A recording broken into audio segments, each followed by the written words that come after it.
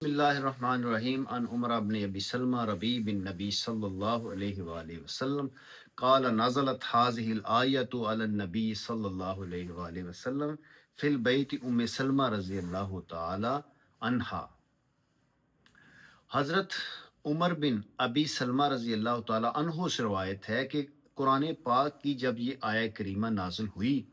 تو نبی پاک صلی اللہ علیہ وسلم حضرت سلمہ رضی اللہ تعالی عنہ کے گھر پر موجود تھے۔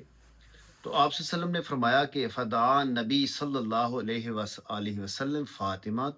و حسنا و حسینا فجللناہ بقصاء۔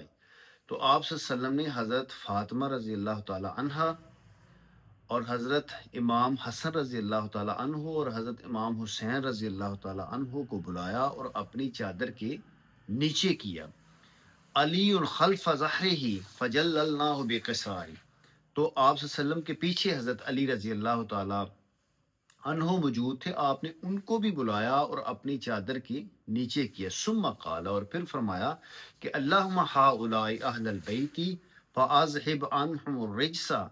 وطہرہم تطہیرا، کہ اے اللہ کریم یہ میرے اہل بیت ہیں،